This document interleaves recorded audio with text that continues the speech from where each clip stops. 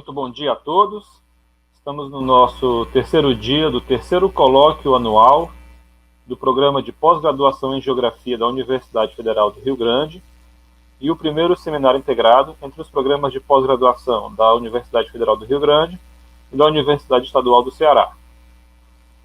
Hoje nós teremos a conferência número 4, intitulada Produção do Espaço Urbano. Teremos como palestrantes na manhã de hoje os professores, professor doutor Solismar Fraga Martins, graduado em Geografia e mestre em Educação Ambiental pela Universidade Federal do Rio Grande, doutor em Geografia pela Universidade Federal de Santa Catarina e pós-doutor no Instituto Geográfico do Ordenamento do Território da Universidade de Lisboa. Teremos também bom dia. Professor Solismar, ele é membro do Programa de Pós-Graduação em Geografia da FURG. Teremos também o professor Wagner Vinícius Amorim, do Programa de Pós-Graduação em Geografia da Universidade Estadual do Ceará. Professor Wagner, licenciado e bacharel em Geografia pela Universidade Estadual de Londrina, especialista em ensino de Geografia pela mesma instituição, mestre e doutor em Geografia pela Universidade Estadual Paulista, Unesp, Júlio Mesquita Filho. Bom dia, professor. Bom dia, professor Miguel. Bom dia, Solismar. Bom dia. Bom dia a todos. Bom dia a todos. Na sequência, nós teremos a apresentação do professor Solismar Fraga Martins. Pedimos que as perguntas, tanto para o professor Solismar quanto ao professor Wagner, sejam enviadas pelo chat. E ao longo da apresentação, a lista de presença também será repassada pelo chat. Então, eu vou aqui carregar a apresentação do professor Solismar. Um minuto.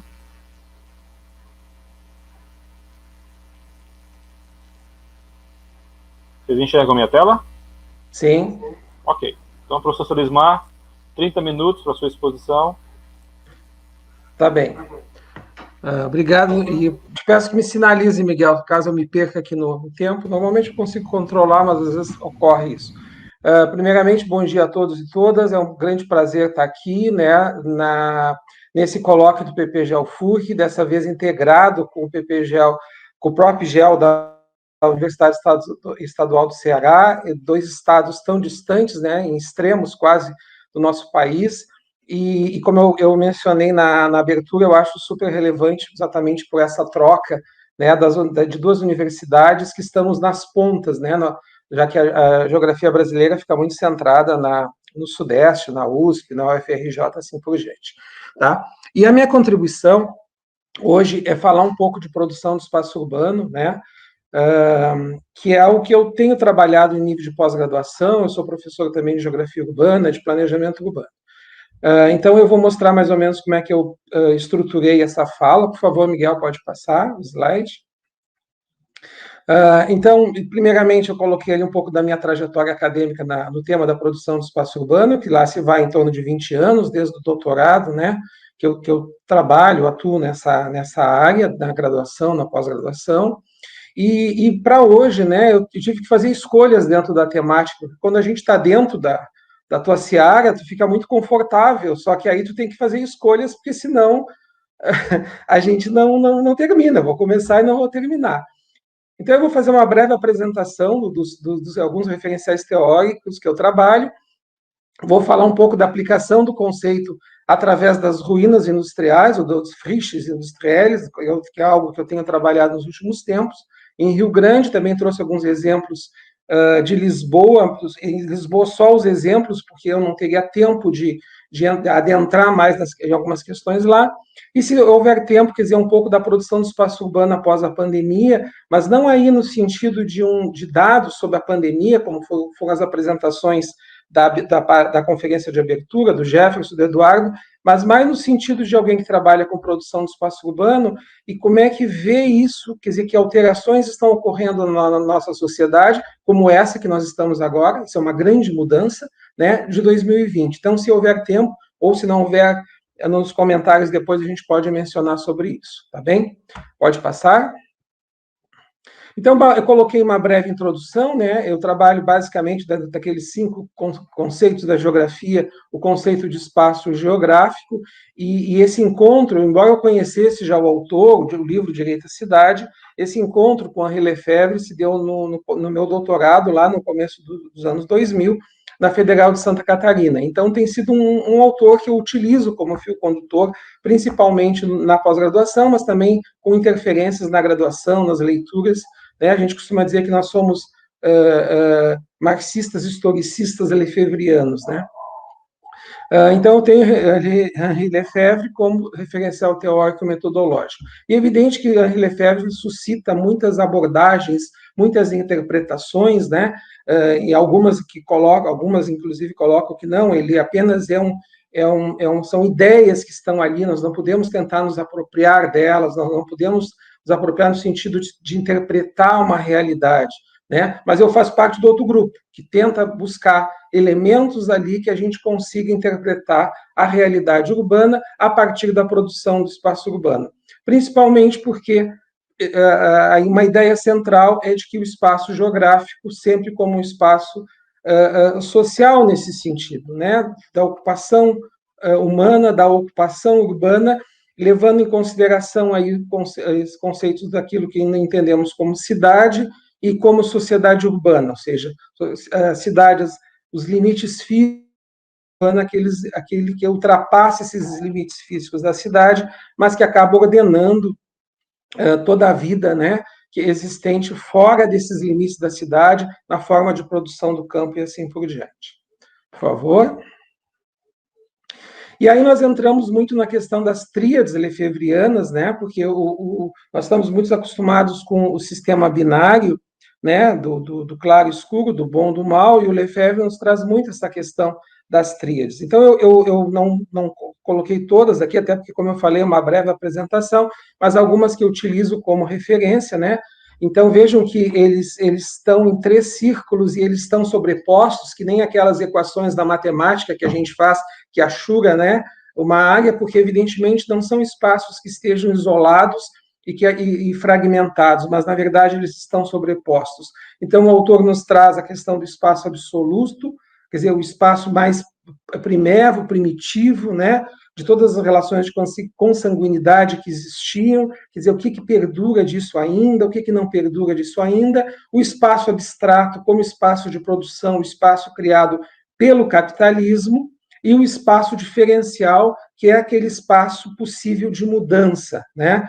Porque o que eu costumo dizer é que se nós não tivéssemos a possibilidade de imaginar um espaço diferencial, por mais que estejamos sufocados pelo espaço abstrato, que é o espaço, as representações do espaço impostas pelo capitalismo, nós não teríamos condições, nós nos tornaríamos tipo aqueles filmes de ficção científica, apenas uns robozinhos agindo como robôs, né, dando respostas ao sistema, porque a gente sabe que o capitalismo, se puder, ele faz isso, né? Ele invade todos os espaços possíveis, como diz a professora Glete Moisés Rodrigues, ele é molecular, do ponto de vista que ele vai penetrando em várias searas, em vários aspectos, inclusive nesse momento, nessa questão da pandemia também, né?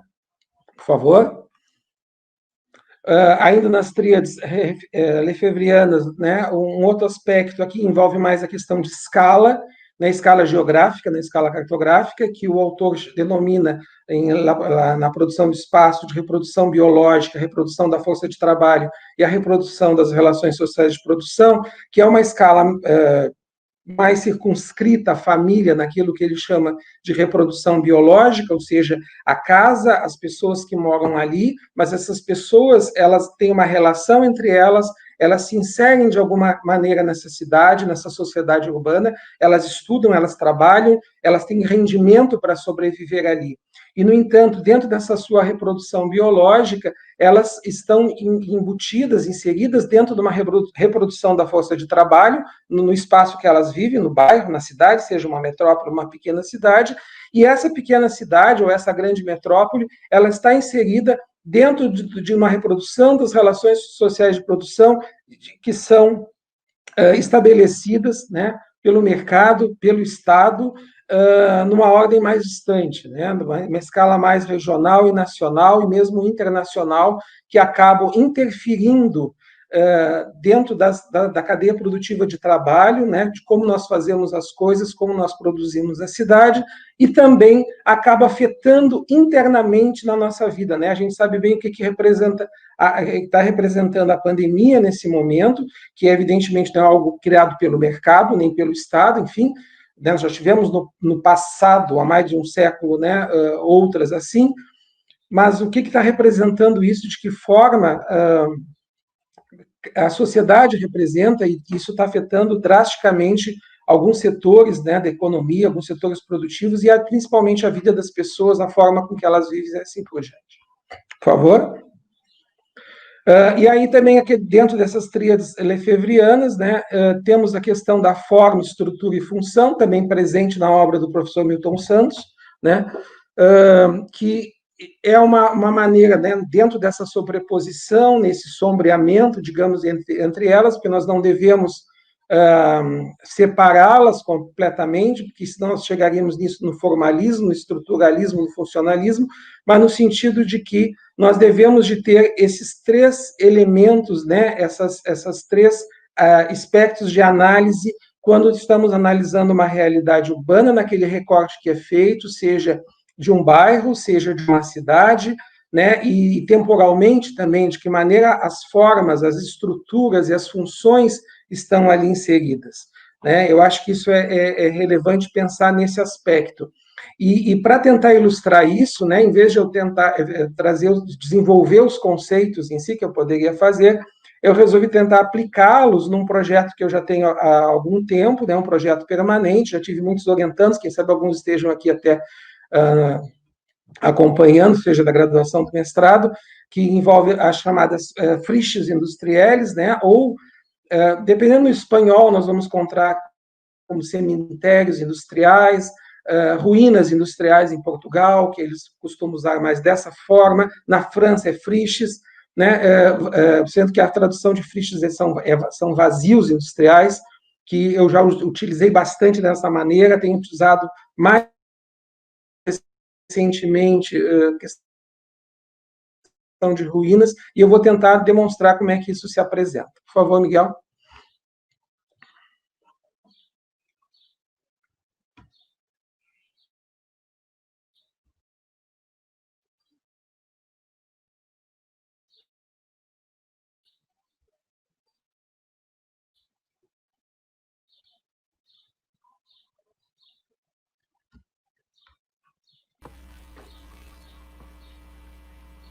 Professor Solis Marcos, deu uma travada no seu áudio.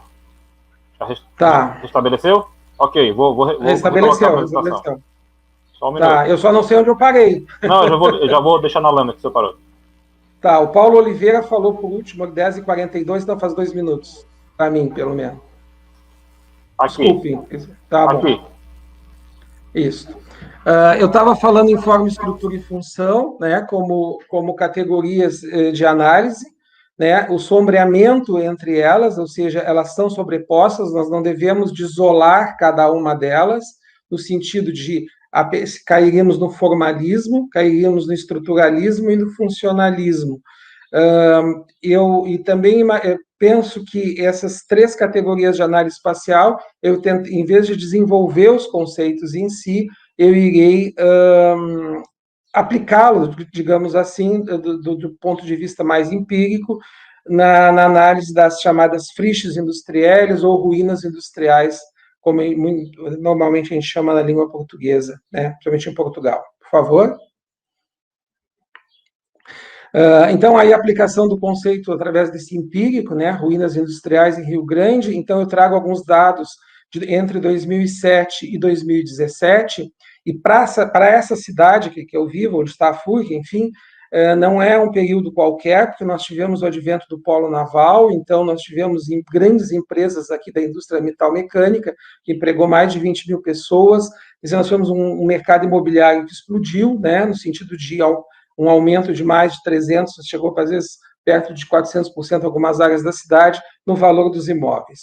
A expressão francesa friche industrielle tem como sinônimo da língua portuguesa vazios industriais, provocam um tom depreciativo, nem sempre denotam a realidade concreta dessas espacialidades, devido ao seu potencial de mudança, né? E aí, por isso, eu utilizo também o termo de ruínas industriais no momento. E aí, na questão da aplicação das categorias de análise espacial, né, dessas três, embora o Lefebvre coloque que nós temos uma quarta, que é a história do espaço, e aquilo que o Milton Santos vai dizer que é o processo, né? Mas nessas categorias nós falamos que nas ruínas industriais parte da estrutura se mantém, né? Porque se não houver ainda alguma estrutura temos ruínas, nós temos um terreno vazio, digamos.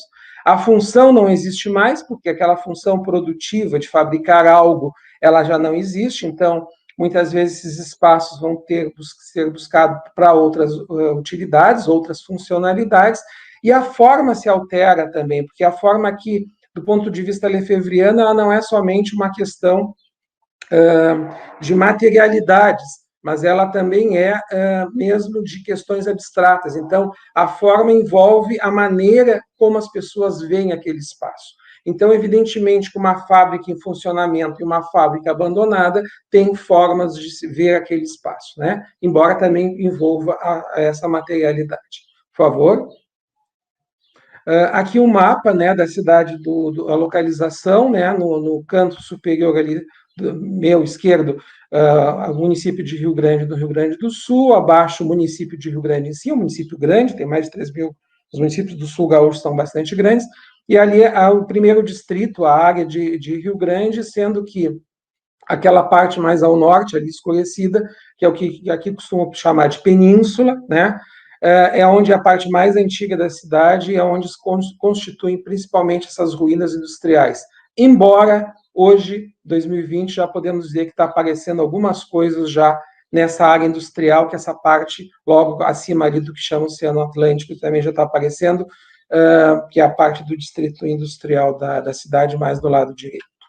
Por favor.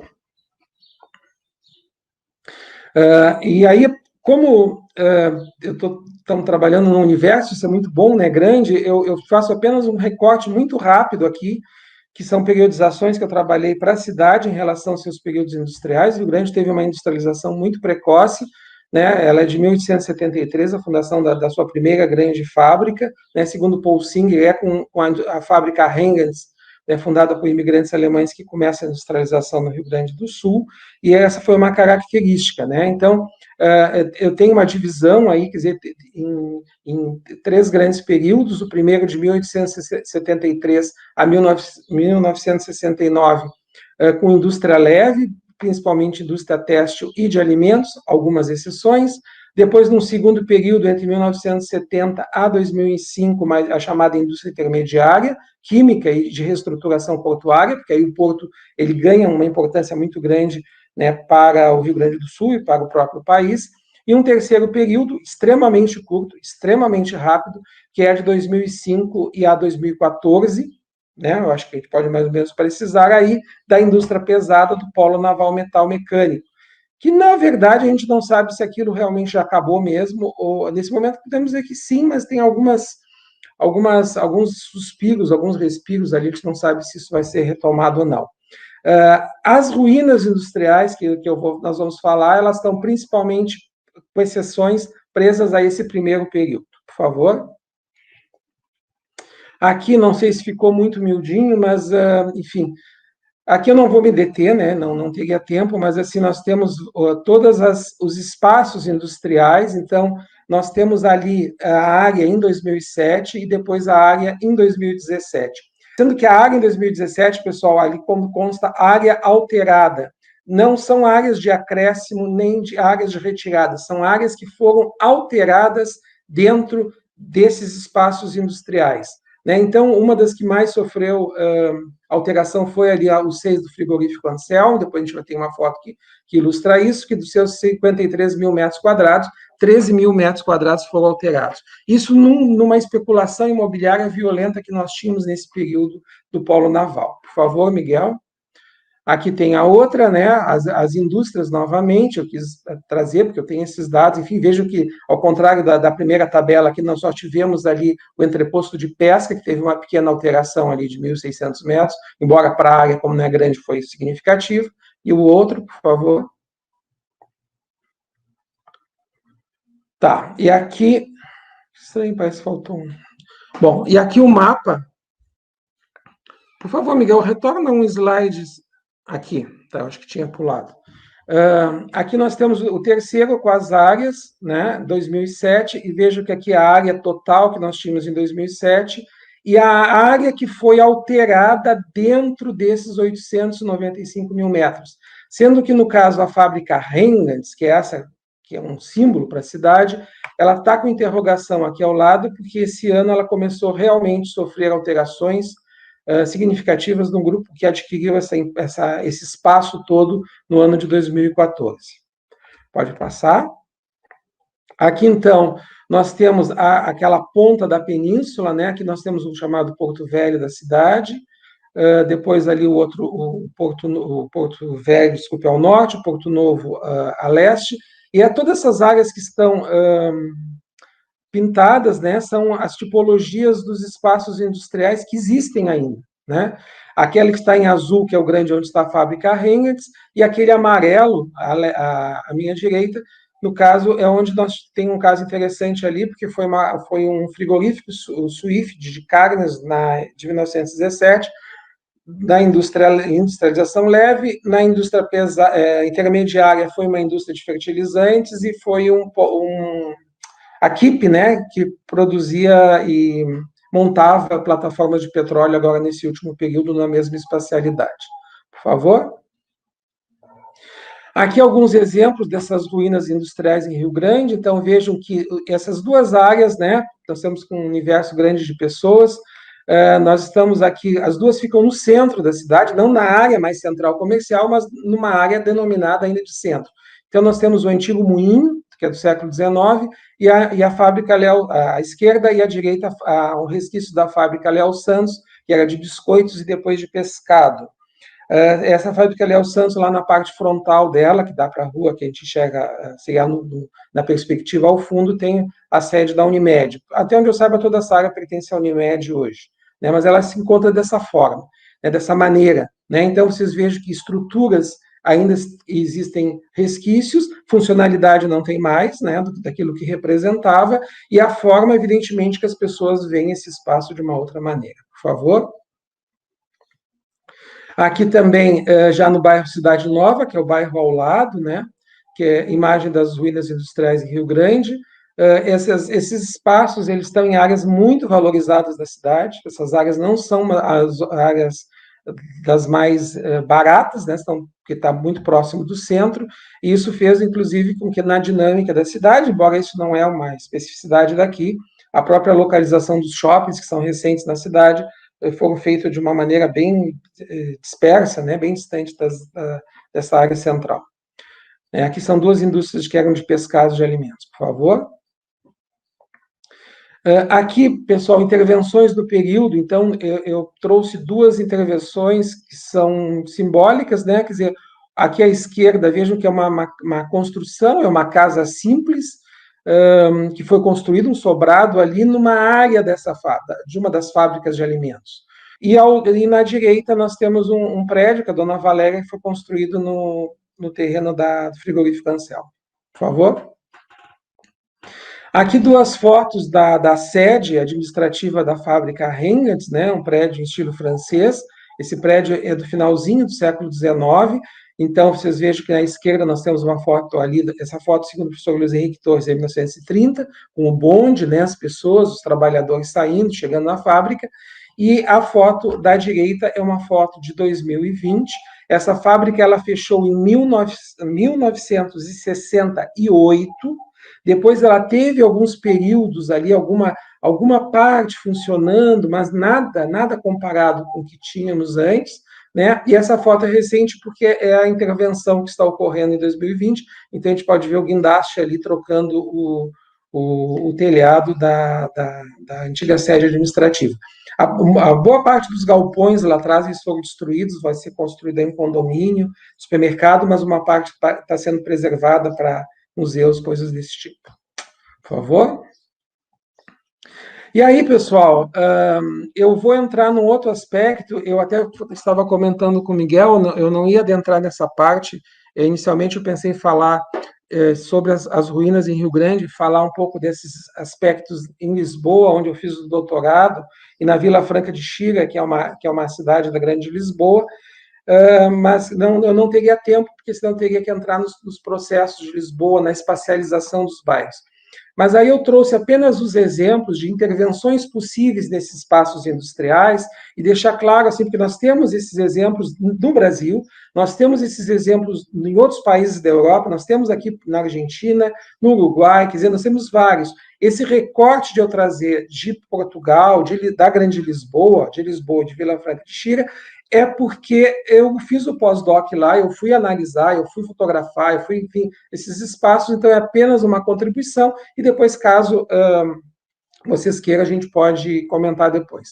Então, aqui é um chamado LX Factor, aqui é um mapa que tem na entrada da fábrica, inclusive ela tem alguns aspectos muito parecidos com a Rengards, nossa, né? Por favor. Então, aqui vocês vejam que eles mantiveram toda a fábrica sem alterações, não é o que ocorreu com o Shopping Total de Porto Alegre ou com o Shopping Estação de Curitiba e outros que nós temos pelo país. Quer dizer, toda a estrutura ela foi praticamente mantida e foram adaptados apenas os espaços para atividades comerciais. A LX Factor fica no bairro de Alcântara, que é o antigo bairro industrial de Lisboa.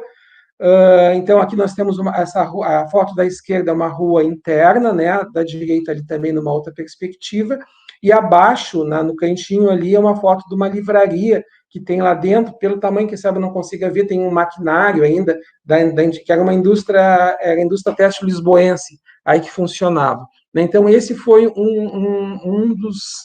uma das formas de reaproveitamento desses espaços.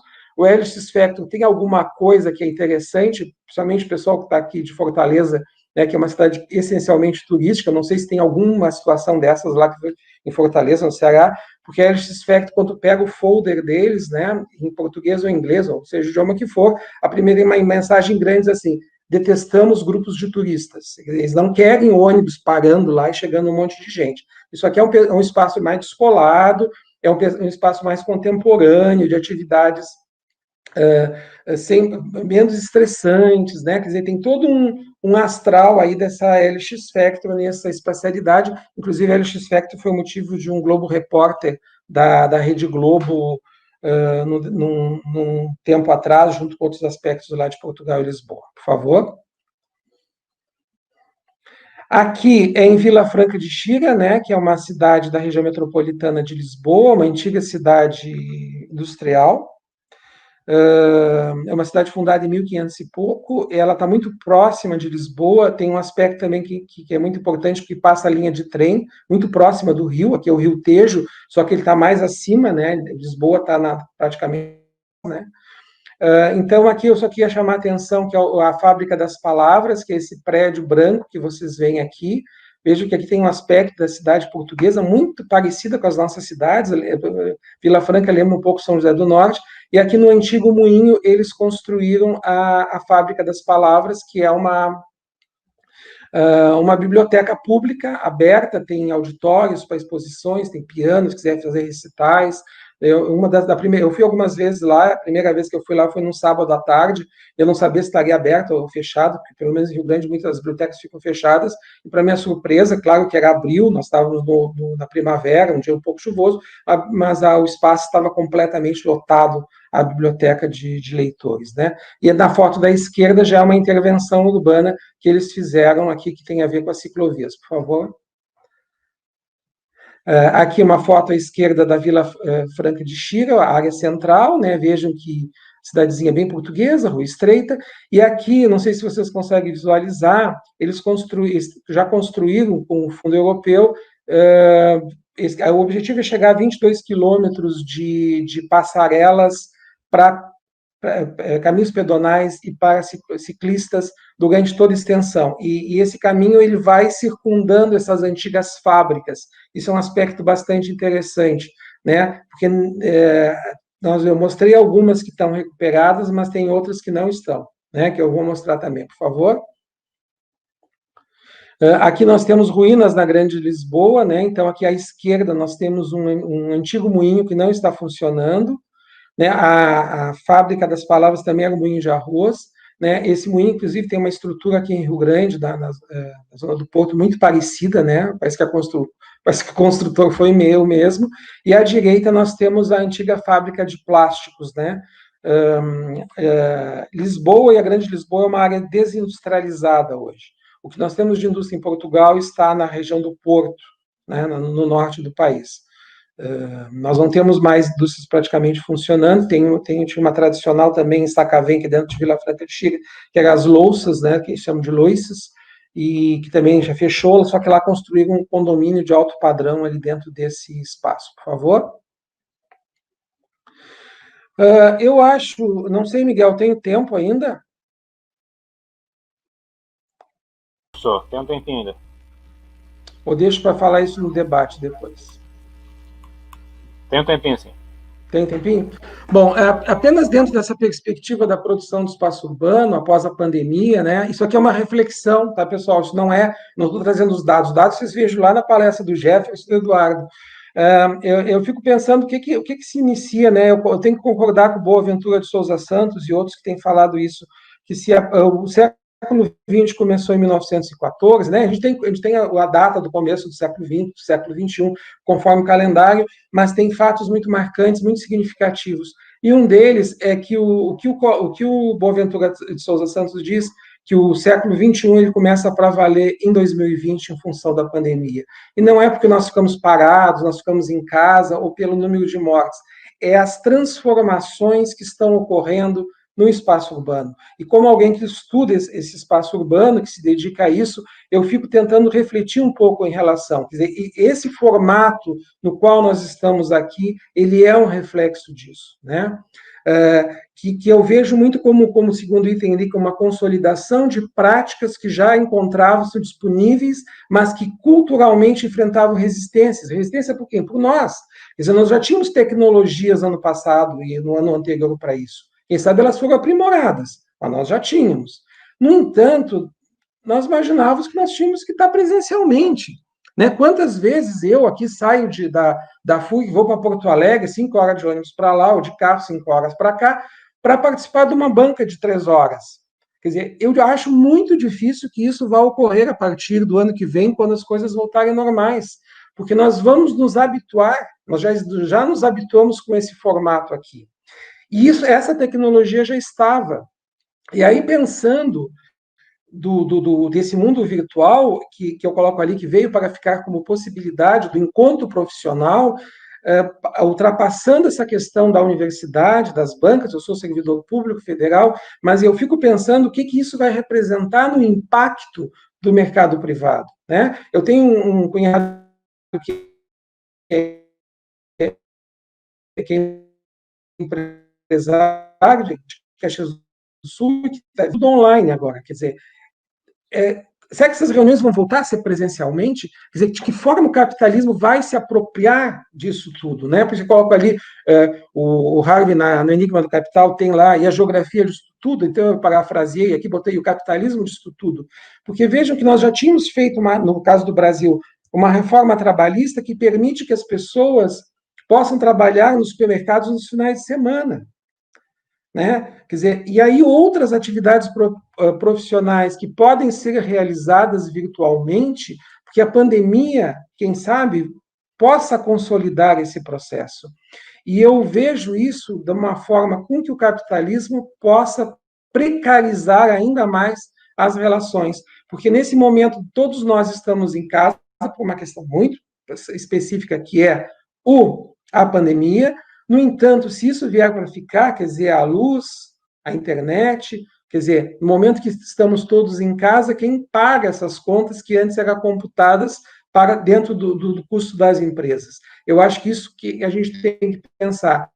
Dias atrás, estava no UOL, na página do UOL, eu não me apropriei da notícia, mas algo tipo pessoas de outros países que poderiam trabalhar em algum daqueles países europeus, ganhando um visto, mas é um visto no qual tu não te desloca para lá. Tu fica no teu país, mas tu te permite que tu trabalhe para eles, né?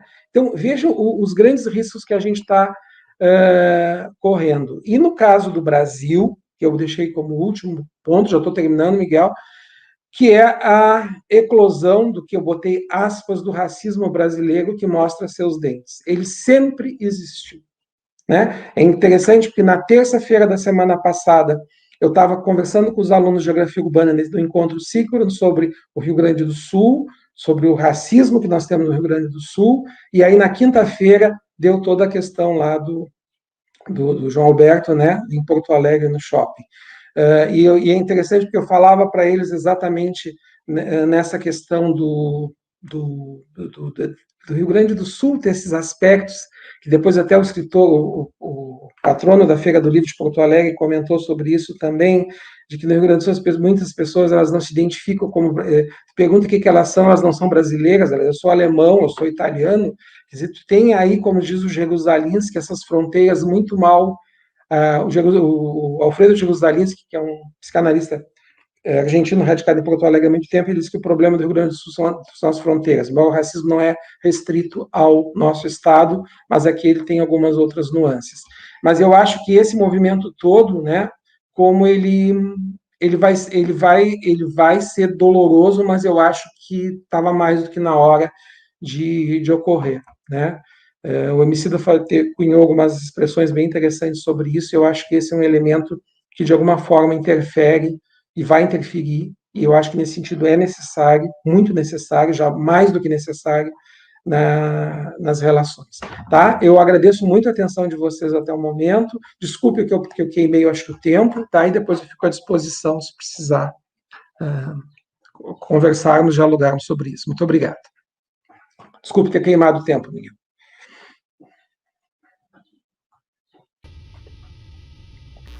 Tranquilo, professor, está no tempo.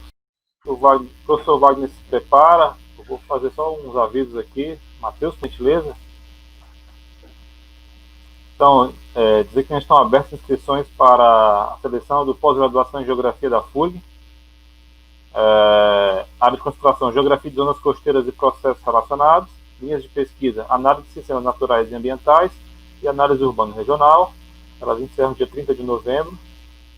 Você pode ter mais informações no site do programa ppggeografia.furg.br. Próximo, Matheus. Também vamos ter do dia 14 a 18 de dezembro, 27ª Semana Acadêmica de Geografia e 7ª Semana Integrada do PPGeoFurg, com o tema Diálogos e Experiências Geográficas, como pertencer em tempos de distanciamento. Vai ser pelo canal do Centro Acadêmico de Geografia da FURG e organizado pela Universidade Federal do Rio Grande, o Centro Acadêmico de Geografia, o programa de pós-graduação e a empresa Júnior Scala. Próximo, Matheus. E, por fim, convidá-los à 9ª semana do pós-graduação em Geografia, as geografias nordestinas e sulinas, conexões, redes e resistências às crises do fazer científico, do dia 8 a 11 de dezembro. Vai haver inscrição gratuita, palestra certificado para os participantes e apresentação de trabalhos. De imediato, passo a palavra para o professor Wagner. Bom dia a todas e todos. Gostaria de cumprimentar os professores Miguel, Dr. Solismar, cumprimentar também o Matheus, que está aqui na parte técnica. O Matheus é da casa, daqui da UES, foi meu bolsista do PET, eu sou tutor do PET do Centro de Ciência e Tecnologia. Então, eu agradeço bastante o convite, né, aí por parte dos organizadores do terceiro colóquio, do seminário integrado. É um prazer estar com vocês, né? É um prazer compartilhar essa mesa redonda virtual com o professor Solismar. Eu não o conhecia, mas gostei bastante da fala dele, eu dei uma visualizada no currículo dele, é bem interessante a produção, alguns temas, algumas perspectivas são bem parecidas com a minha, me identifiquei bastante, né? Eu naveguei lá no Google Earth, na cidade de vocês, é fantástica a situação geográfica de Rio Grande, como que eu queria estar em Rio Grande, para depois fazer um trabalho de campo em Rio Grande, seria impressionante, né? Mas como o professor Solismar falou, né, a cruel pedagogia do vírus, aí, segundo Boaventura de Souza Santos, nos impõe, então, essas transformações tão radicais, tão rápidas, né, tão profundas em tão pouco tempo, né, que eu duvido que futuramente a gente vai gastar R$2.000 de passagem aérea, podendo fazer um evento virtual gastando muito pouco, né? Enfim, então eu agradeço o convite. As semanas de pós-graduação dos 2 programas estão ocorrendo, né? A nossa ainda vai ocorrer, né, de forma articulada. Então é muito bom isso, ver as redes de pesquisa em geografia se cruzando, as geografias, como o pessoal chamou, né, sulinas e nordestinas, né? Depois a gente vem entender o porquê do nome da semana do próprio GEO desse ano. Muito bem, eu vou iniciar aqui o PowerPoint, aí vocês vão me falar, vocês estão vendo aí. Eu vou compartilhar aqui a janela. Aí eu vou fazer aquela clássica pergunta, se vocês estão vendo, né? Está aparecendo aí para vocês a capa? Ok. Ok, obrigado. Então, dentro do tema proposto para a mesa de hoje, para a palestra, né, a 4ª palestra, a produção do espaço urbano, então eu vou dar continuidade na perspectiva abordada pelo professor Solismar, né? Então eu vou tratar mais especificamente de um processo socioespacial ao qual eu venho me dedicando, nas pesquisas, nas orientações, né? E processos esses que eu também me dediquei ao longo da minha pós-graduação, né?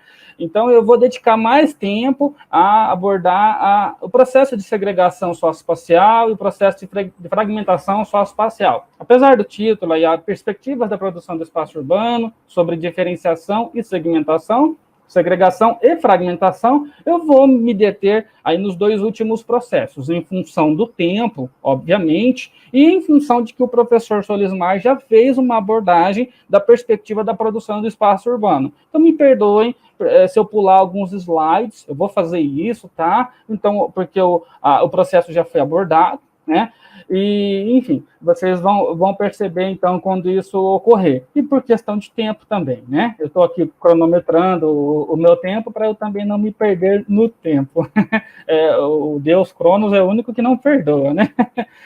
Bom, me apresentando rapidamente, eu já fui apresentado pelo professor Miguel, né? Então, na UES, eu participo do LEURC, que é o Laboratório de Estudos Urbanos e da Cidade, né? O LEURC está sob a coordenação da professora Zenilde Amora, e estamos fazendo uma transição da coordenação, eu vou assumi-lo muito em breve, né?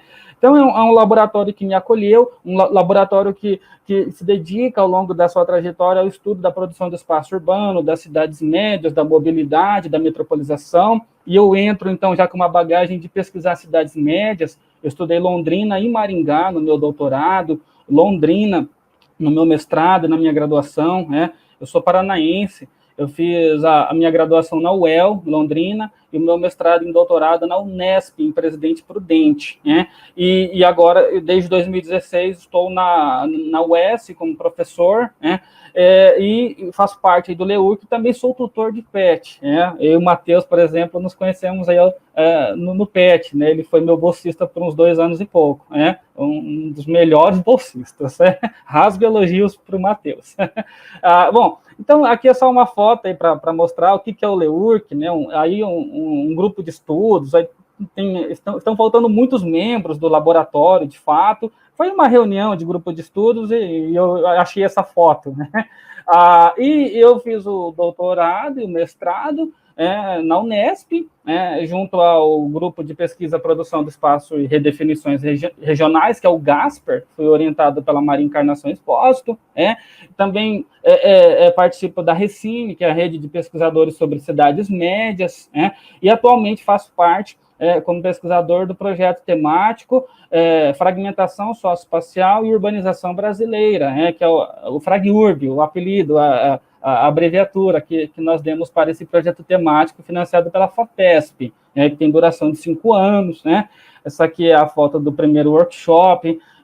do projeto temático que ocorreu lá em Presidente Prudente, na Unesp, no Gasper, né? Nós estamos, então, aí em pleno desenvolvimento, em reuniões virtuais, workshops, seminários. Os trabalhos de campo foram interrompidos em função da pandemia, né?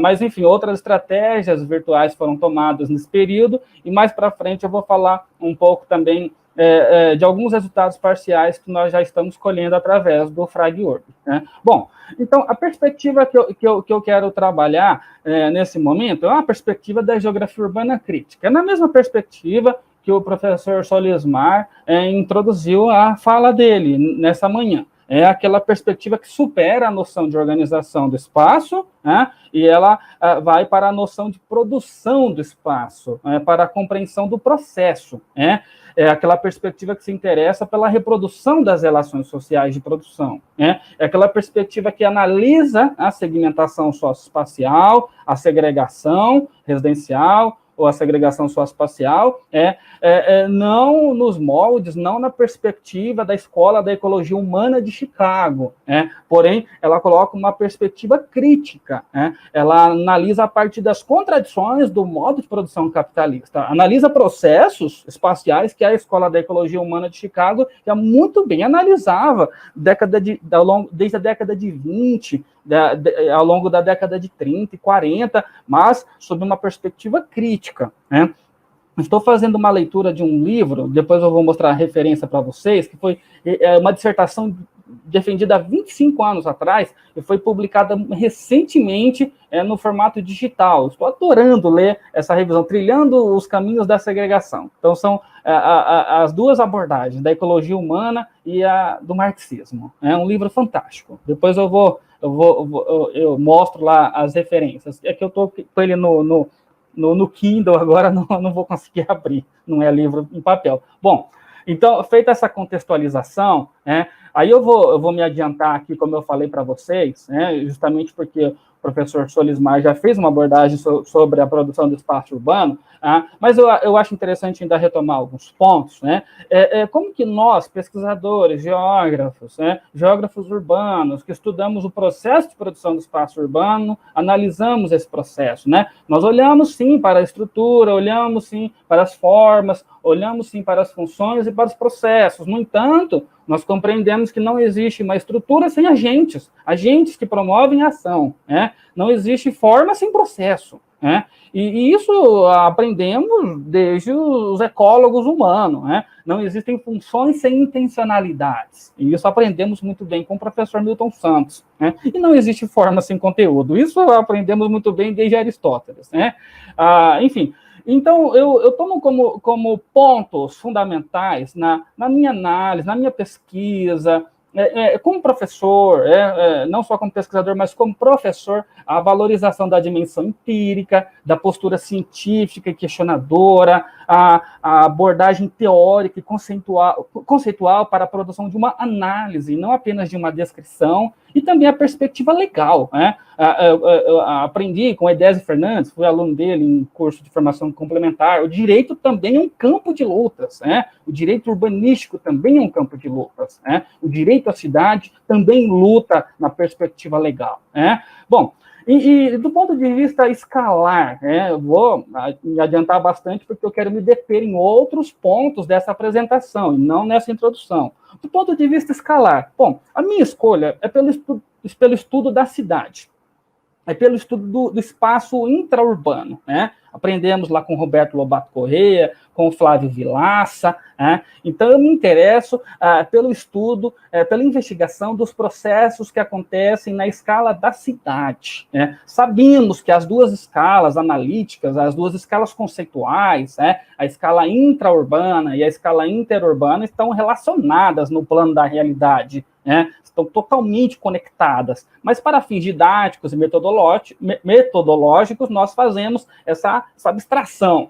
Então, eu me interesso pelo estudo dos processos que ocorrem no espaço intraurbano, como os processos de segmentação, diferenciação, apropriação do espaço, expansão territorial urbana, para não falar aquela expressão comum, o crescimento da cidade, me interesso pelo estudo da estruturação urbana e da cidade, duas escalas analíticas aí, sobretudo em período de reestruturação, quando as transformações do capitalismo, as transformações ensejadas pela crise do capital, engendram a reestruturação urbana e da cidade. Então, da rede de cidade e do espaço intraurbano. E na escala do espaço intraurbano, me interessa, então, pelo estudo dos processos socioespaciais aí, tão caros à geografia urbana, tão caros, inclusive, à ecologia humana, que é a segregação residencial. E eu quero falar mais detidamente dela. Bom, os autores pilares aí da nossa abordagem, não vou me demorar nisso, mesmo porque sobre um deles o professor Solismar já adiantou, o Henri Lefebvre. Então, coloquei somente para ilustrar, a partir dos grandes ícones da perspectiva da produção do espaço, da perspectiva crítica. Então, trago somente para ilustrar, e citando alguns livros, eles têm muitos outros livros, Eu tenho uma pasta aqui no Drive do Milton Santos, tem 80 arquivos, do Lefebvre também tem dezenas, David Harvey, idem, Então, selecionei somente alguns a modo de ilustração, justamente para compreendermos, então, autores cujas trajetórias contribuíram fundamentalmente e alguns, inclusive, propuseram um novo paradigma para o pensamento a respeito do espaço, a respeito da cidade. É o caso do David Harvey. Quem já leu A Justiça Social e a Cidade vai ver um Harvey liberal e depois um Harvey marxista. Justamente o livro se divide, entre uma abordagem liberal e depois uma abordagem marxista. É fantástico quando você lê A Justiça Social e a Cidade. Você vê a transição do autor, um livro lá de 1973. Bom, então, me adiantando aqui, porque o tempo é imperdoável, Então, na recepção que a geografia urbana brasileira faz da perspectiva da produção do espaço, é que eu me enveredo. Recepção esta é feita por geógrafas e geógrafos, mulheres e homens, e tem até a impressão que se destacam as mulheres, na recepção da perspectiva da produção do espaço. Aí cito aí a professora Ana Fania Alessandri Carlos, ao trabalhar também com a proposta do espaço enquanto produto, condição e meio, da reprodução social das relações de produção. Então, eu me interesso bastante por essa perspectiva e sempre não desprezando os outros avanços, as outras perspectivas, as outras contribuições das outras perspectivas, não jogando o bebê fora com a água do banho suja, fazendo até uma apropriação cultural dessa frase. Então me interessa por compreender os níveis da produção do espaço urbano, o nível social, o nível político e o nível econômico, nos quais se situam sujeitos sociais, que têm o espaço como condição, meio e produto das suas relações sociais de produção. É por isso que a gente chega na proposta da reprodução social, da reprodução do sujeito, do ser social, ao se reproduzir socialmente sob relações de produção capitalistas, tais relações, produz espaço, seja enquanto consumidor, seja enquanto operário, enquanto um trabalhador.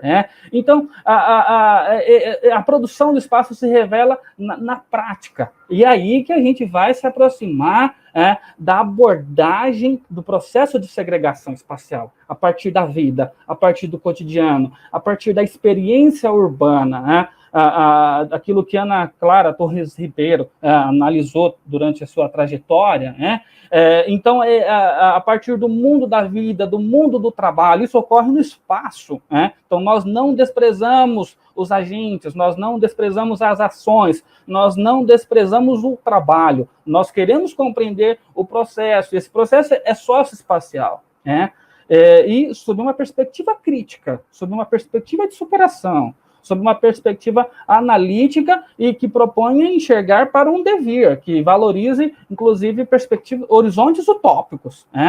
Bom, Então, essa perspectiva, ela olha para a produção no seu sentido amplo, não apenas no sentido restrito, né? Então, buscamos compreender a produção material, a produção concreta e a produção abstrata, né? Aí aqui, sim, eu chego no ponto central. Eu corri bastante para que para nesse ponto eu falar um pouco mais calmo, estou controlando o meu tempo aqui, quero fazer uso aí dos 30 minutos, 31, 32, enfim. E chego no ponto de segmentação social, segregação residencial e fragmentação socioespacial. E daí, digo para vocês, o estudo desses processos não é novo. O estudo desses processos tem um século. Iniciaram na década de 20, com os ecólogos, com os pesquisadores, com o Park, Mackenzie, o Burgess, e vários outros, da Escola da Ecologia Humana de Chicago.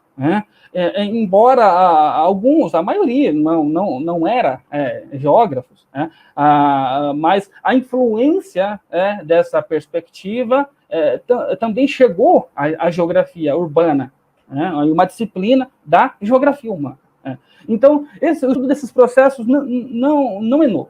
Tem um século, a gente já pode colocar um século. Estamos em 2020, então retrocedendo até a década de 20 do século passado. Só que nós buscamos compreendê-los a partir de um paradigma crítico. Cujo momento dominante, por exemplo, não é a cultura, como seria para os positivistas da Escola de Ecologia Humana de Chicago. O momento determinante é o econômico, é dado pelas condições materiais de produção e reprodução sob o capitalismo. Então, essa perspectiva da geografia crítica busca superar analiticamente os modelos e padrões espaciais da Escola de Ecologia Humana de Chicago. Aí, a partir dos estudos, das pesquisas realizadas, dos trabalhos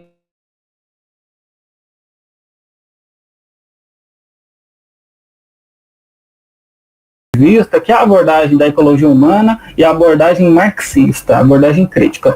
Então, esses processos, então veja bem, eu posso dizer, nós podemos estudá-los a partir desses dois paradigmas de análise da realidade. O paradigma que eu assumo é o paradigma do conflito, fazendo coro aqui ao Ricardo Farré, um texto já antigo, usado em introdução de disciplinas de economia urbana, geografia urbana, por exemplo, o Farré explica muito bem os dois paradigmas de estudo da estruturação do espaço urbano, o paradigma do consenso, da harmonia, do equilíbrio, o paradigma liberal, portanto, positivista, e o paradigma do conflito, das contradições, das desigualdades.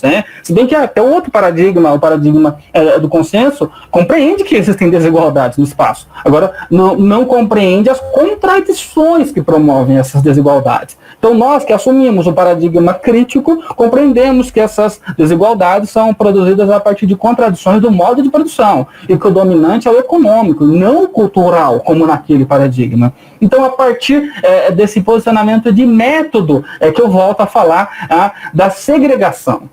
Ela vem, então, da segmentação das classes no espaço. E compreendemos, então, a partir do local da moradia, do local do habitat, tema esse de estudo desde os ecólogos humanos. Então, compreendemos aí, a partir de Pedro de Almeida Vasconcelos, de Roberto Lobato Correia, de Maria Encarnação Espósito, de Eda Maria Góes e vários outros pesquisadores, brasileiros ou não, o estudo da segregação. E eu gosto de uma subdivisão que o Roberto Lobato Correia faz entre a autossegregação e a segregação imposta. Aqueles que escolhem se segregar, porque têm condições econômicas para isso, e aqueles que não podem escolher, que não têm um leque muito abrangente de opções no mercado residencial. Aqueles que são alvo, então, da segregação imposta. Então, sob essa perspectiva, sob a perspectiva econômica da renda da terra, da divisão socioeconômica do espaço, é que eu compreendo o processo espacial chamado segregação. E ele é um processo socioespacial, na medida em que não existe espaço sem sociedade. Então, trago também uma explicação muito interessante da Ana Fanny Alessandra e Carlos, para vocês verem que, mesmo tomando uma pesquisadora, que tem uma perspectiva bastante crítica, uma perspectiva lefebvriana, percebam como não há um desprezo pela morfologia espacial. Só que a essa morfologia espacial se justapõe, né, uma morfologia social. Uma não está separada da outra na realidade. Uma é condicionada pela outra. E essas duas morfologias condicionam as práticas socioespaciais. Ao condicioná-las, elas as separam. O que são as práticas espaciais? As práticas que nós que não somos agentes, por exemplo, não somos promotores imobiliários, não somos representantes do Estado, não somos proprietários fundiários ou proprietários dos meios de produção. Somos trabalhadores, somos consumidores, somos cidadãos, talvez somos mais consumidores do que cidadãos, mas nas nossas práticas espaciais cotidianas, nós contribuímos, assim, então, com a produção do espaço. E é a partir dessa perspectiva analítica que nós entramos para compreender a segregação. Então, agora, não só do ponto de vista residencial, da moradia, do habitat, mas do ponto de vista da vida cotidiana. E aí nós damos um passo além em direção à compreensão da fragmentação socioespacial, que é o aprofundamento da segregação. Então, a partir das nossas práticas espaciais, práticas essas da nossa vida cotidiana, relacionadas ao mundo do consumo de um modo geral, relacionadas à mobilidade urbana, aos percursos urbanos, à apropriação e uso do espaço, dos espaços públicos, por exemplo.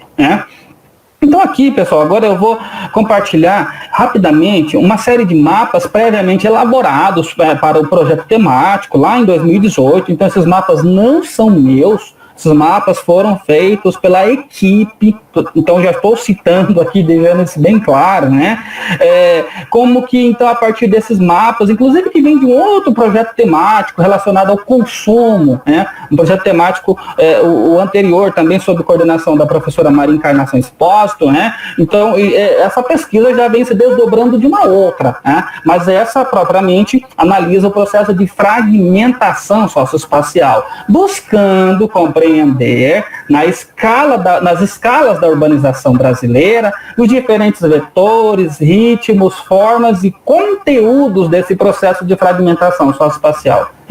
Participam desse projeto temático aí mais de 30 pesquisadores, bolsistas de pós-doutorado à iniciação científica, aí eu não saberia precisar exatamente agora o número deles, e são essas as cidades escolhidas aí, escolhidas por quê? Porque tem representantes da equipe lá, porque há contatos, há pessoas ligadas à equipe, Então eu vou mostrar, eu vou dar ênfase só em 2 mapas, eu coloquei outros, mas o tempo agora não me permite isso, Mossoró é uma cidade de cuja equipe eu participo, justamente porque eu estou muito próximo de Mossoró. Então esse mapa síntese, ele nos revela as condições da desigualdade, da segmentação e da segregação e que vão levar à fragmentação socioespacial. Algum veículo barulhento passando por aqui. Então, esse mapa síntese, que contém aí os objetos estruturantes do espaço urbano da cidade de Mossoró, que fica no oeste potiguar, que fica a 250 quilômetros da capital do seu estado, e a 200 do seu estado, no caso, Natal, e a 250 quilômetros, mais ou menos, daqui de Fortaleza. Mossoró é uma cidade média. Então percebam aí, a partir desse mapa de síntese, a localização do shopping center, a localização em azul, aquela mancha numa cor azulada, onde se concentra a população de maior renda, os condomínios e os condomínios fechados e os loteamentos fechados, são esses polígonos na cor preta. Já os outros polígonos que vai ser difícil vocês visualizarem, mas que estão nas cores vermelha, azul e verde, são os empreendimentos do Minha Casa Minha Vida.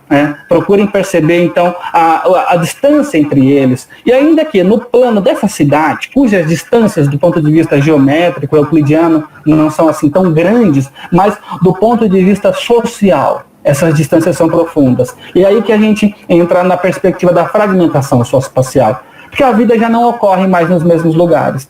Uma cidade segmentada do passado, por exemplo, numa cidade estadunidense profundamente marcada pela segregação racial e étnica, alguns encontros poderiam ocorrer nos mesmos espaços. De repente, na mesma escola, o rico e o pobre. Nesse caso, não. Né? No nosso caso, não. Né? Então, a fragmentação socioespacial nos revela isso, como que a vida cotidiana vem ocorrendo em fragmentos separados, desconectos. Né? E daí, eu vou avançar bastante, vou pular os mapas, não há tempo mais, né, para comentar cada um, né, eu gostaria, mas infelizmente não dá. Mas as cidades são essas, né? Marabá, Mossoró, Ituiutaba, Ribeirão Preto, Presidente Prudente, Maringá, Chapecó e Dourados e São Paulo, para fazer uma comparação com o que ocorre na escala da metrópole, né? Bom, avançando aqui, aí eu particularmente me interesso também por uma outra cidade média, no caso é uma cidade cearense, Sobral, né? E daí estudo também a partir das mesmas ferramentas metodológicas, o processo de segregação residencial, tá? Né? Lá na cidade de Fortaleza. Né? Houve uma queda de luz, o tempo está corrido, eu tenho mais 5 minutos, né? Então eu vou me dedicar, eu vou usufruir, porque eu estou fazendo a forma do tempo onde eu havia parado, né? Então eu vou usufruir desses 5 minutos para falar de resultados de pesquisa que eu venho orientando, que eu venho desenvolvendo junto com os meus orientandos aqui na UES, aqui em Fortaleza, no LEURC, né? Então também procuro desenvolver essas perspectivas metodológicas para a escala da metrópole. Aí no caso, Fortaleza foi a primeira pesquisa de iniciação científica que eu orientei, né? Diferente do professor Solismar, né? Minha trajetória ainda é recente, ingressei na UES em 2016, né? Então meu primeiro orientando de iniciação científica, o José Rogério, meu bolso assistente 2017 e 2018, um dia desse, né? José Rogério fez um levantamento megalomaníaco de todos os condomínios fechados e loteamentos fechados, né, da metrópole e de uma cidade vizinha. Por isso nós temos 2 municípios aí, Eusébio e Fortaleza. Perceba então nos polígonos vermelhos, né, a concentração desses espaços residenciais fechados em um vetor de valorização e desenvolvimento urbano da cidade, né? Onde a gente encontra, inclusive, os maiores gradientes do preço da terra. Nesse mapa aqui, em azul, nesses tons de azul, é o preço da terra. Percebam onde a terra é mais cara. Justamente onde estão concentrados aí os empreendimentos fechados, horizontais. Aqui eu não estou falando de verticalização, não estou falando de empreendimentos comerciais, são somente espaços residenciais fechados e horizontais. Né? Os condomínios, né? Os condomínios horizontais ou os loteamentos fechados. Tendo em vista que há uma diferença jurídica entre eles, né? Além dessas pesquisas, também já tive a oportunidade de orientar pesquisas sobre as operações urbanas consorciadas. Aí a gente vê o Estado, o poder público local, promovendo, aprofundando a segregação, justamente ao promover essas operações urbanas consorciadas em áreas valorizadas pelo mercado, ainda que algumas sejam propostas para chamadas áreas de desvalias urbanas, seria o contrário de mais-valias urbanas, né? Então foi uma pesquisa que eu orientei, do bolsista Francisco Israel, também apresentou resultados muito interessantes, né? E, dentre outras, né, eu poderia citar as políticas habitacionais no contexto da habitação de interesse social, mas eu quero dar ênfase às pesquisas sobre fragmentação socioespacial nas cidades médias, voltadas para a habitação, voltadas para a questão da segregação residencial, né? De novo, retorna a Mossoró, uma pesquisa recentemente concluída, por 2 orientandos meus, o Vitor e o Lucas, né? Infelizmente nós fomos atropelados pela pandemia, aí prejudicou severamente os nossos trabalhos de campo, e foi o auge da bolsa deles, né? O triste foi isso, né? Mas, bom, o que é interessante compartilhar com vocês agora nos meus últimos minutos, então, percebam aí, pessoal, como nós temos novidades da urbanização brasileira, né? Há um novo urbano, ele não é novo assim de hoje, né? Ele não é tão novo assim. Mas nós temos que compreender esses processos não olhando somente para a metrópole, né? Mas também olhando para fora dos espaços urbanos metropolitanos, olhando para as outras escalas da urbanização brasileira. Eu tenho certeza que vocês em Rio Grande, né, têm essa preocupação, né? Então, aí eu trago para vocês um exemplo de Mossoró, no Rio Grande do Norte. Vejam aí algumas periferias, alguns conjuntos, alguns empreendimentos residenciais do Minha Casa Minha Vida, nessas fotos ao lado. Eu acredito que vocês observarem bem, vocês vão perceber aí a produção do espaço urbano literalmente na caatinga, né? No semiárido, né? Em contrapartida, lá estão, nessa cidade também estão os espaços residenciais fechados, né? Tem Alphaville em Mossoró. Adivinha onde fica Alphaville? Onde fica? Fica em frente ao único shopping center da cidade, um shopping center de escala regional. O Alphaville é praticamente em frente. Aliás, a parte dos condomínios fechados de Mossoró é praticamente em frente o shopping da cidade, né? E outros aí, né? Bom, então, avançando aqui, a última pesquisa, aliás, a pesquisa em curso, né, cujo projeto vem em fase de institucionalização, né, a partir de um conjunto de orientandos de iniciação científica, de orientandos do PET, orientandos de TCC, nós estamos buscando compreender, então, a fragmentação socioespacial. Claro, primeiro a segregação residencial e depois a fragmentação a partir dos espaços da habitação, né? Do legado, chamamos assim, do Minha Casa Minha Vida, na região metropolitana de Fortaleza. Quando eu percebi que esse pessoal estava muito animado, né, o Matheus, a Suelen, o Lucas, o Vitor, a Graciela, eu não sei se eles estão aqui na sala, né? Aí eu percebi que eles estavam com muito gás, eu os convidei para fazermos o levantamento do Minha Casa Minha Vida no Ceará, a partir do CISAB, que é aquela plataforma que está no site do Ministério do Desenvolvimento Regional. Simplesmente nós podemos acessar lá um banco de dados nacional por municípios, né, dentre outras possibilidades, e literalmente analisar estatisticamente, quantitativamente, produzir uma cartografia sobre isso, do Minha Casa Minha Vida. E é isso que a gente está fazendo, né? Esse pessoal levantou todos os dados do Minha Casa Minha Vida no Ceará, todos os municípios que receberam empreendimentos do Minha Casa Minha Vida. Aí organizamos aí por Fortaleza, região metropolitana, as cidades médias cearenses e todos os outros municípios, que tem Minha Casa Minha Vida. Então a gente vai produzir uma cartografia do Minha Casa Minha Vida no Ceará e a gente vai dar um zoom e vai analisar e os resultados do Minha Casa Minha Vida, ao longo desses 10 anos de programa, na metrópole, né? Esse pessoal está trabalhando bastante nisso, esse pessoal fez esse levantamento aí na plataforma, no CISAB, no sistema, né? Entre outubro e novembro. Agora a gente entra na etapa da cartografia, por isso que eu não tenho mapa para mostrar. Essa pesquisa está em curso. Bom, gente, assim eu finalizo. Então, infelizmente, essa apresentação que foi atropelada pela queda de energia aqui em Fortaleza, né? Eu peço desculpas, embora eu não seja culpado, mas infelizmente aconteceu isso, né?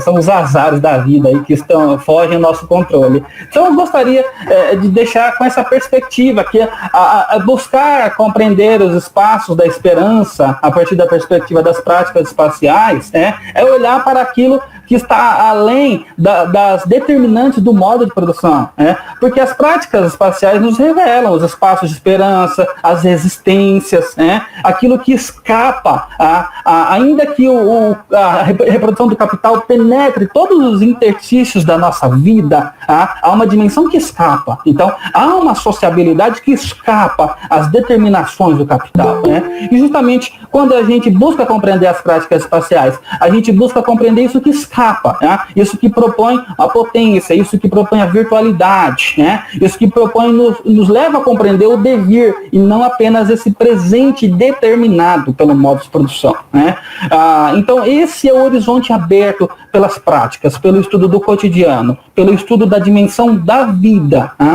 E, enfim, termino por aqui, gente. Já falei demais, eu cronometrei aqui, já falei 19 minutos, as referências aí estão, a do Carlos Maia, Segregação Residencial Urbana, Trilhando os Estudos Clássicos, super recomendo, baixem esse livro lá no Kindle ou no Google Livros. As outras referências, tenho certeza que são bastante conhecidas de vocês, né?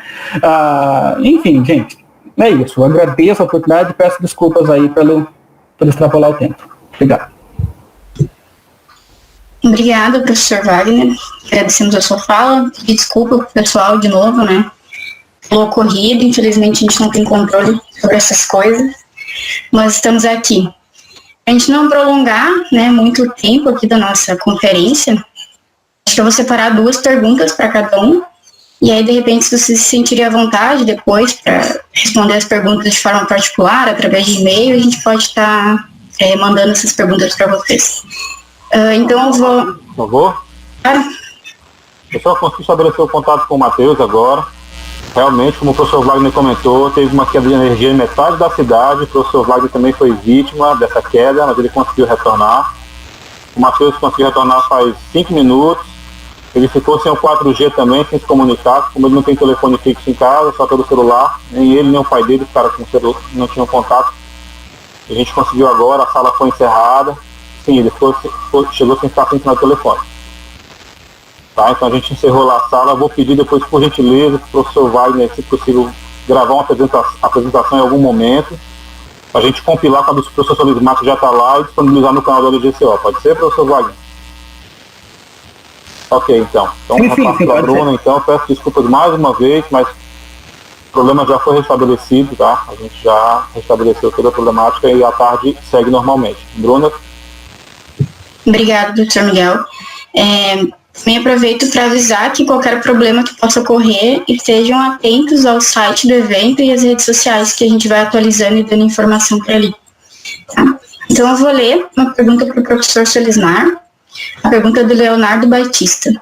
Professor Solismar, dependendo da sua localização, existe especulação imobiliária dessas ruínas, friches industriais? Existem restrições quanto à ocupação dessas especialidades?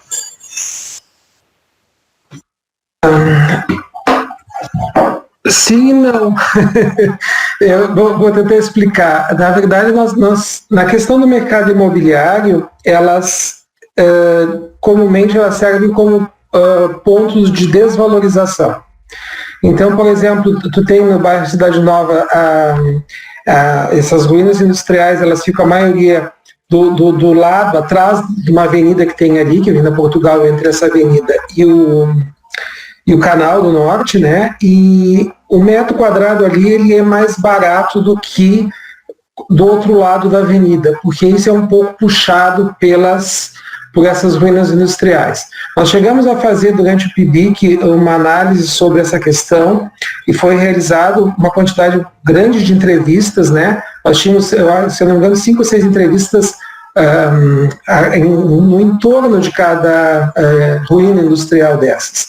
E a visão era muito negativa sempre, porque as pessoas reclamavam que esses espaços, muitas vezes, eles servem para abrigar, enfim, moradores de rua, questão do tráfico de drogas para usuários, tem problemas de ratos, coisas desse tipo, né? Então ele desvaloriza.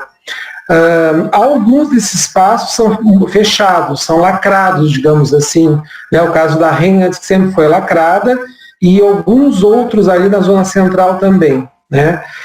Do ponto de vista da questão do uso, os planos diretores, eu me recordo que teve um período que eu representava, quando foi o nosso plano diretor de 2008, e na época eu representava a universidade no conselho do plano, e eles tinham estabelecido para o bairro Cidade Nova, onde consta umas quantas dessas friches, o mesmo padrão urbanístico, né?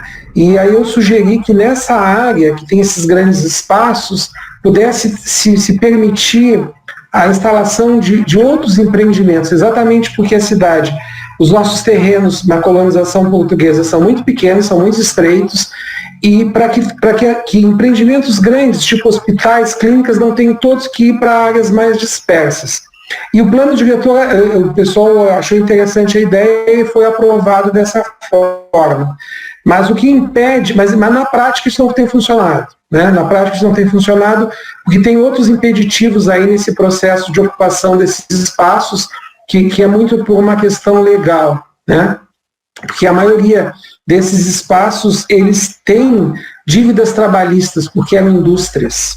Então, muitas vezes, os proprietários já morreram, então estão nas mãos de herdeiros, e as dívidas trabalhistas não são pagas, e muitas vezes o valor da venda de uma área dessas é menor ou é igual ao acumulado da dívida trabalhista. Então, aí isso gera um nó, e aí as famílias que gerenciam esses espaços não fazem absolutamente nada, fica tudo como está. E um detalhe também que é importante, nesses espaços não há ocupações. A ocupação pela cidade inteira, mas nesses espaços normalmente não há. E quando ocorre, são retirados rapidamente pelo próprio Poder Judiciário, que os proprietários aparecem. Eu não sei se contemplei, Leonardo, lá está na tela, né? Certo, obrigado. Obrigado, professor Solismar. Uma pergunta para o professor Wagner, da Stephanie Freitas. Qual a sua opinião a respeito da fragmentação urbana a partir dos condomínios cidades? Interessante essa pergunta, porque leva a um patamar, entre aspas, ainda mais alto esse processo, né? Aqui na região metropolitana de Fortaleza, nós temos observado aí a construção, né, a implantação das Smart Cities, né? São super interessantes, são propostas assim, bastante contemporâneas, bastante sofisticadas, arrojadas, são vendidas com propostas sustentáveis, inclusive, né?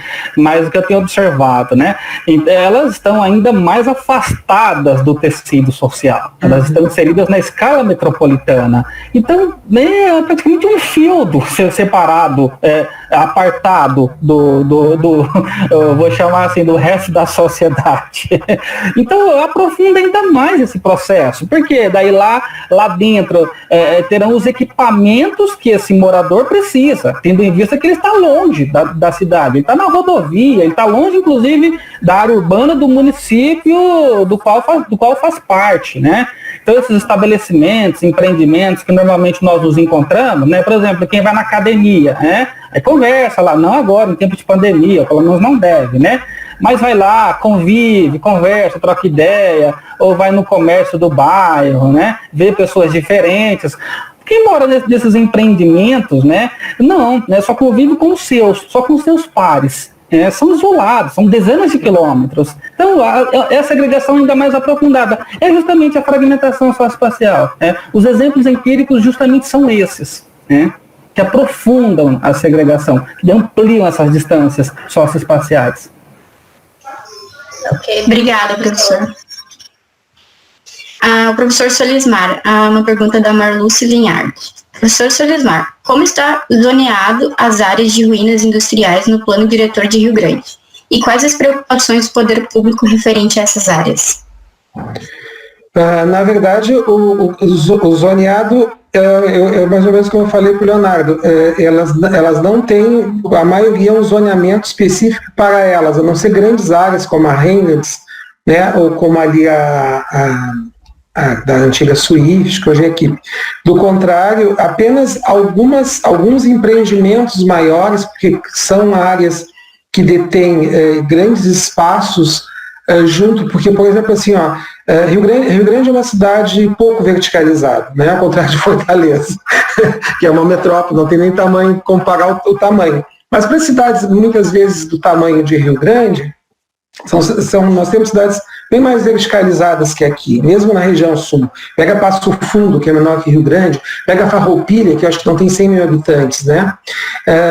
Tem alguns geógrafos, né, que colocam assim, é que aqui também tem o seguinte, tem muita terra, tem muito solo, porque além desses espaços das fábricas, que são muito generosos e que estão inseridos nas melhores, do ponto de vista da centralidade, né, nas regiões que têm boa infraestrutura, mas elas têm esses entraves, e os órgãos públicos não se envolvem. Veja que a Reynolds, para ela poder ser vendida, ela fechou em 68, e ela só conseguiu ser regularizada a situação dela em 2014, quando foi vendida por um grupo de Marau do norte do estado, que agora está fazendo esse empreendimento, por conta das dívidas trabalhistas, por um monte de coisa. Então, os órgãos públicos, a prefeitura não tem muita gerência sobre isso. Ela pode ter gerência na questão do plano diretor, mas não desse ponto de vista. E a segunda parte da pergunta, Bruna, não sei se eu respondi. Uma era sobre o zoneamento. Preocupação do poder público referente a essas áreas. Não, às vezes manifestam. Por exemplo, e às vezes ocorrem erros grosseiros também, né? Nós tivemos duas situações que envolvem. Uma é que nós tínhamos, no bairro Cidade Nova, duas fábricas, as duas abandonadas,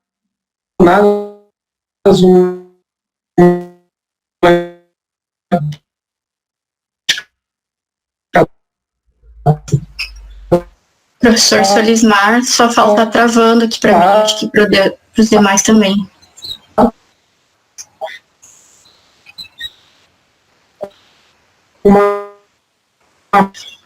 Professor Solismar, o senhor me escuta? Sua fala está bem travada aqui para nós. No canal do Norte.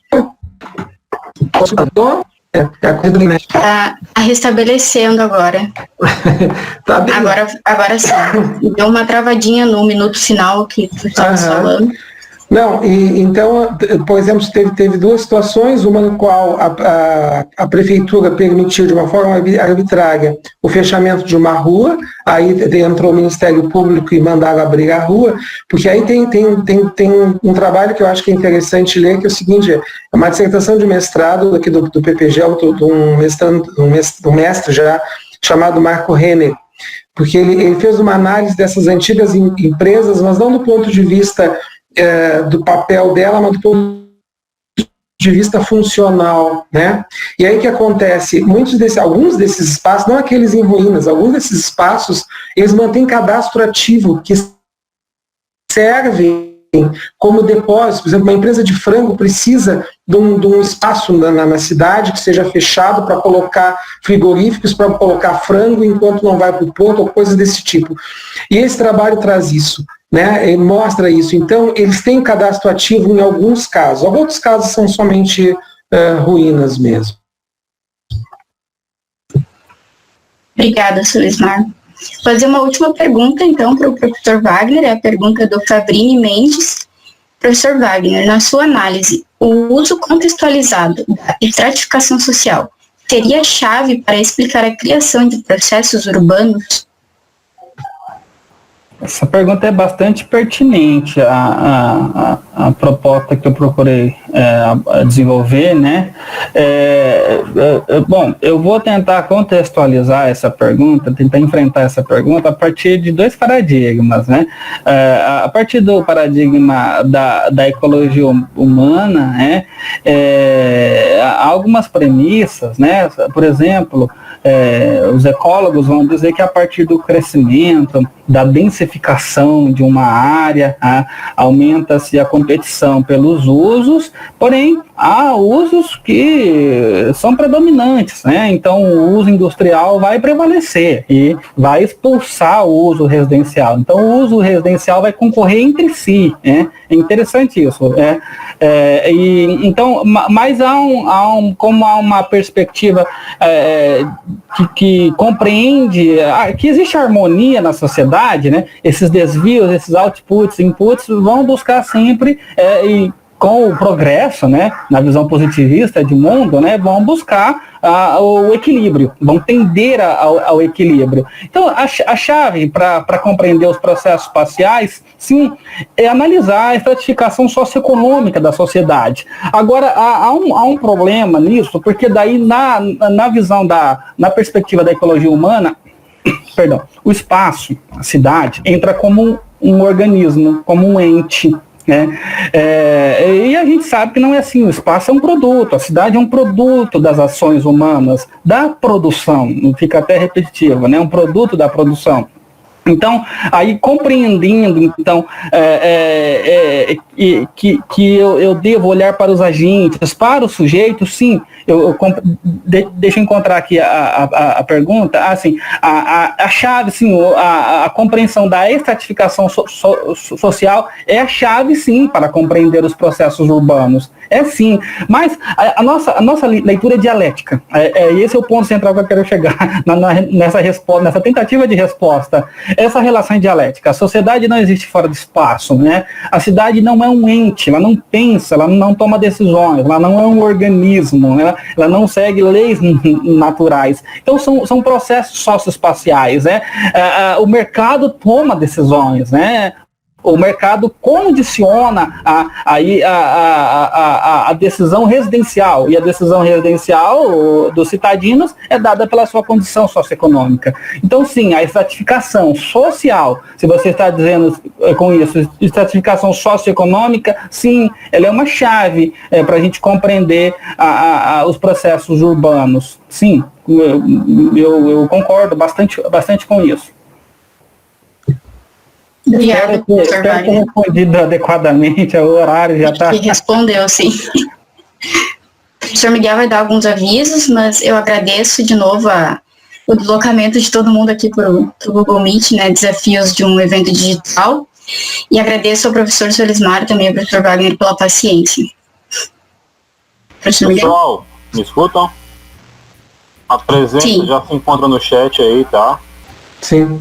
Não, apenas comentar, Miguel, para a Bruna, para todos, né, porque a gente, nesse momento, nós não temos uma qualidade boa de internet nem de energia elétrica no Brasil, e é uma questão muito física, porque nós temos os fios todos nos postes ainda, porque a questão de roubo não é enterrada.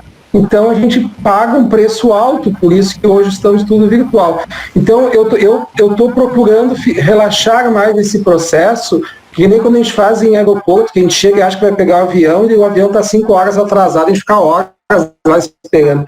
Então aqui a gente tem que ter um pouco de tolerância e paciência nisso, ainda bem que a gente conseguiu, e eu acho que para o evento a gente tem que ter um canal já, como a gente fez agora, para que quando cai um sistema desses, divulga lá no Facebook, que as pessoas acessam pelo celular, e a gente já deixa um Google Meet de reserva.